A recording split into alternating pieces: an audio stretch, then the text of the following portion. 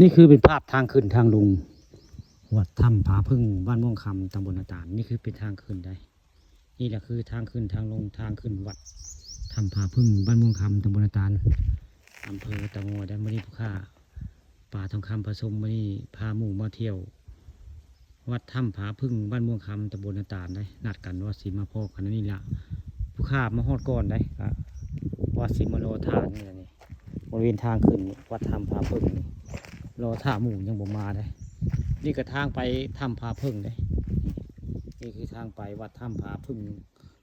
บ้านม่วงคำตำบลตาลไปห้าจังหน่อยเลี้ยวซ้ายก็จะไปท่าเพได้ไปท่าเพน้ำพุงบ้านม่วงคำได้ไปจังหน่อยนี่จากแยกนี้ไปประมาณ100 เมตรก็เลี้ยวซ้ายลงไปก็จะเป็นท่าเพได้ท่าเพหรือว่าพญาหินเต่าว่าไงเลี้ยวซ้ายลงไปนี่คือเป็นภาพทางขึ้นทางลงวัดถ้ำผาพึ่งอันมันมีวัดถ้ำผาพึ่งก็ตั้งหากได้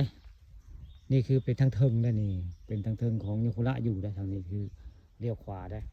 ถ้าไปทางซ้ายนี่สิเป็นถ้ำง่ายๆถ้ำพระผาพึ่งนี่ไปทางนี้ได้ไปทางซ้ายนี่คือไปถ้ำพระได้ถ้าไปทางเทิงนี่อยู่หลังถ้ำพี่น้องหลังถ้ำแต่วัดพระยุหันละ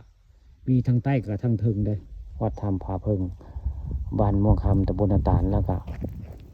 ขึ้นไปนี่ชักน้อยก็เลี้ยวซ้ายไปก็จะมีวัดหนึ่งได้นี่มีกุฏิศาลาแล้วพระใหญ่จึงครึ่งได้นี่เขาเอิ้นว่าถ้ำที่นะมองนี่ไปเลี้ยวไปนี่เลี้ยวขวาแล้วก็เลี้ยวซ้ายก็ลงไปก็จะเป็นถ้ำที่บ้านนาอ่างตำบลนาตาลอำเภอตะงอยเพราะจะมีป้ายทางโบกอะไรนี่ป้ายทางโบกขึ้นทางไป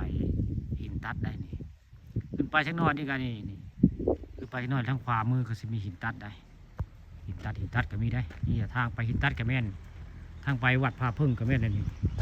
นี่คือเป็นภาพบรรยากาศทางไปวัดผาพึ่งแล้วนี่รถที่กำลังมานี่ก็รถมาแต่ถ้ำพระผาพึ่ง